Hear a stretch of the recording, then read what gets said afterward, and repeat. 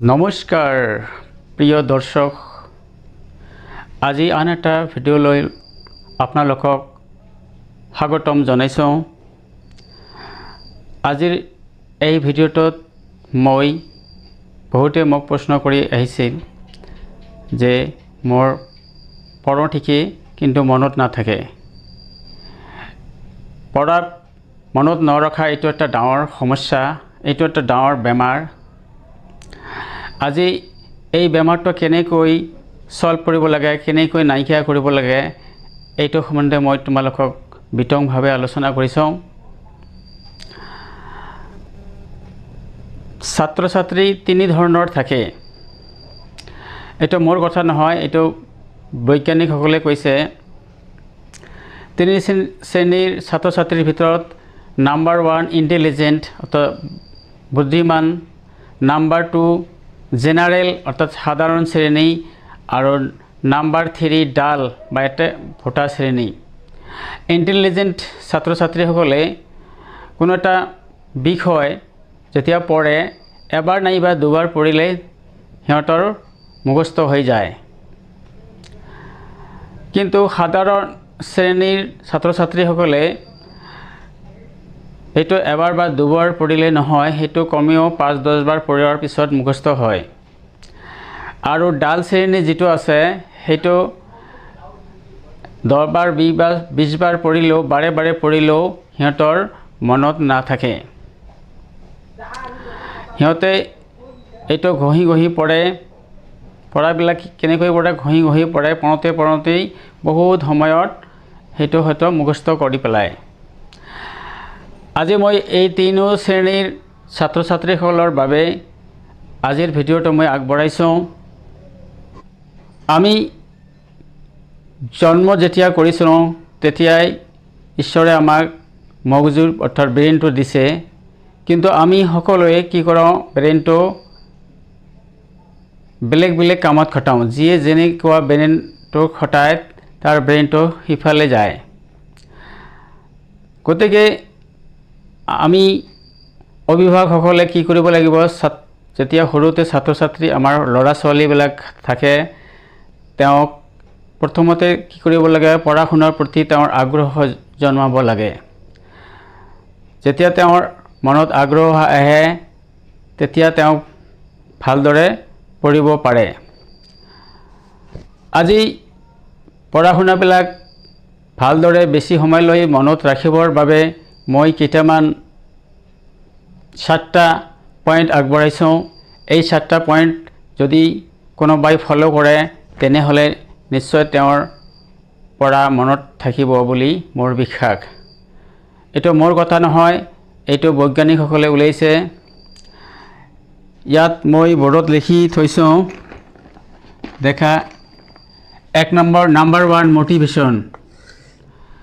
কোনো এটা ল'ৰা ছোৱালীক শিকোৱাৰ আগতে, পঢ়া শুনা কৰাৰ আগতে তেওঁক পঢ়া শুনাৰ প্ৰতি উৎসাহ জনাব লাগিব।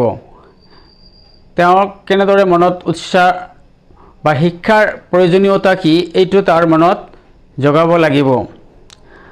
তেওঁলোকক বুজাব লাগিব যে পঢ়া পঢ়িলে মানুহে ডাঙৰ মানুহ হয়, পঢ়া পঢ়িলে ডাক্তৰ হয়, পঢ়া পঢ়িলে ইঞ্জিনিয়াৰ হয়, পঢ়া পঢ়িলে ৰাজনীতিবিদ হয়। এনেকৈ তাক শিক্ষাৰ প্ৰতি অভিৰুচিত কৰিব লাগিব। যেতিয়া শিক্ষাৰ প্ৰতি তেওঁলোকে অভিৰুচিত হ'ব তেতিয়া তেওঁলোকে পঢ়িব। নাম্বাৰ 2 হ'ল ষ্টাডি ৰুটিন। সময়। পঢ়া শুনা মনত ৰখাৰ বাবে তেওঁলোকৰ কি কৰিব লাগে, ষ্টাডি কৰিব লাগে। তেওঁলোকৰ সময় নিৰ্ধাৰণ কৰিব লাগিব। ৰাতিপুৱা অতি সোনকালে উঠিব লাগিব, বেলি উঠাৰ আগতে উঠিব লাগিব। আৰু সেই সময়ত যদি ভালদৰে পঢ়ে সেই কথাখিনি নিশ্চয় তাৰ মগজুত ছেভ হৈ যায়। এনেকৈ ছেভ হ'লে লাহে লাহে ল'ৰাটো পঢ়া শুনাত নিশ্চয় ভাল হ'ব। তাৰপিছত এটেনশ্যন, মনোযোগ। যেতিয়া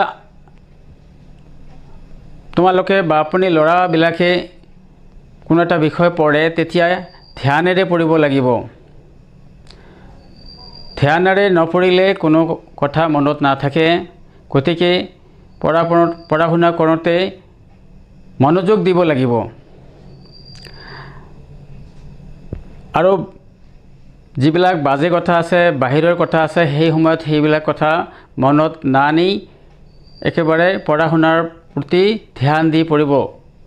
যেতিয়া তোমালোকে ধ্যান দি পঢ়িবা তেতিয়া এবাৰ বা দুবাৰতে কম সময়তে সেইখিনি মুখস্থ হৈ যাব।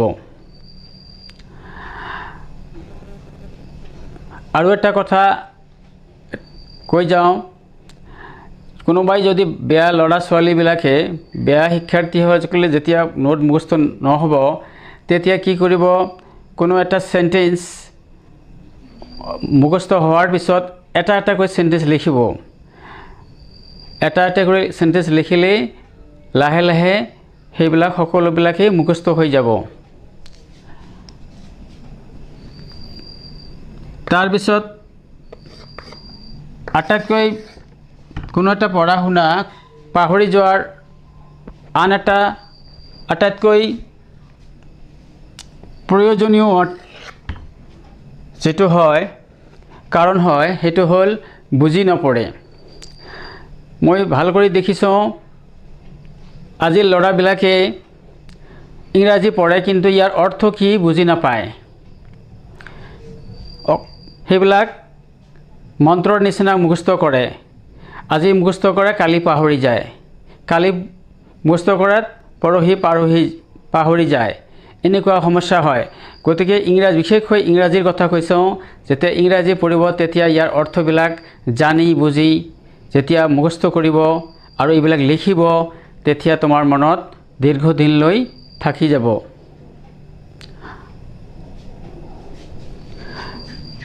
তাৰপিছতো আছে ভুল নপঢ়া। ৰং যদি পঢ়ে ভুল পঢ়ে যদি তেনেহ'লে সেইটো কেতিয়া কামত নাহে। আজি যিটো ভুল পঢ়িব সেইটো ভুল থাকি যাব চিৰদিনৰ বাবে।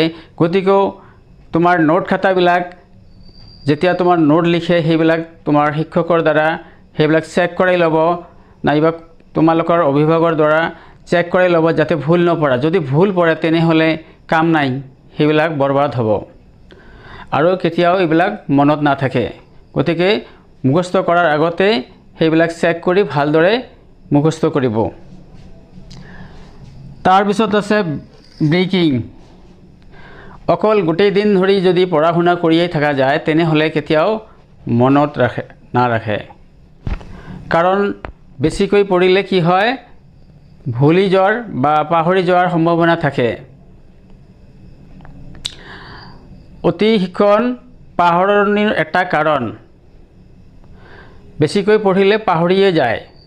গতিকে তোমালোকে ধৰা 1 ঘণ্টামান পঢ়িলা, তেতিয়া তোমাৰ হয়তো বেয়া লাগিছে, তেতিয়া অলপ বাহিৰত অকলে ঘূৰি আহিবা, 10-15 মিনিটমান ঘূৰি আহিবা আৰু যেতিয়া বাহিৰত যাবা তেতিয়া তোমাৰ টেবুলত তুমি বহি কি পঢ়িলা সেইবিলাক অলপ মনত কৰিবা।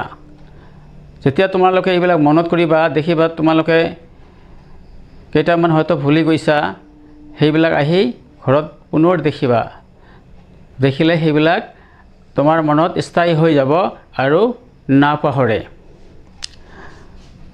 7 নম্বৰটো আছে ৰাইটিং স্কিল। পৰীক্ষাত ভাল নম্বৰ পাবলৈ হ'লে লিখন বাৰে বাৰে লিখিব লাগে। কাৰণ তুমি যিমানেই মুখস্থ নকৰা, পৰীক্ষাৰ খাতাত যদি তোমাৰ বানাম ভুল থাকে লাভ নাই, তোমালোকৰ নম্বৰ কটা যাব, তুমি ভাল নম্বৰ কেতিয়াও নাপায়। তোমালোকে যি পঢ়িবা সেইবিলাক তোমাৰ নোটবুকত লিখিবা, বাৰে বাৰে লিখিবা যাতে তোমাৰ বানাম ভুল নহয়। প্ৰথমবাৰ যেতিয়া লিখিবা কিছু বানাম ভুল হ'ব, তাৰপিছত লিখিবা অলপ কমিব, হয়তো তাৰপিছত এটা ভুল নহ'ব। এনেদৰে অভ্যাস কৰিবা আৰু এনেদৰে বানাম বাৰে বাৰে লিখিলে কি হয়, তোমাৰ হেণ্ড ৰাইটিং স্পীড বাঢ়িব, তাৰপিছত লিখা ভাল হ'ব আৰু সেইবিলাক চিৰদিনলৈ তোমাৰ মনত থাকিব।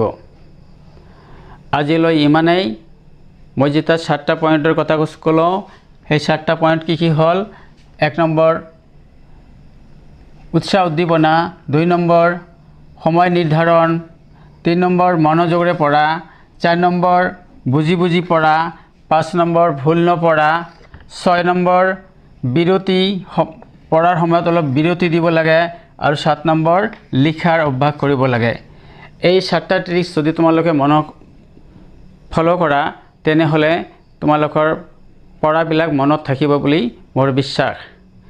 আৰু এইখিনিৰ দ্বাৰা যদি তোমালোকৰ উপকৃত হয় তেনেহ'লে ভিডিঅ'টো লাইক কৰিব, আৰু যদি তোমালোকে এতিয়াও চেনেলটো ছাবস্ক্ৰাইব কৰা নাই তেনেহ'লে চেনেলটো ছাবস্ক্ৰাইব কৰি এনে ধৰণৰ ভিডিঅ' দেখিব।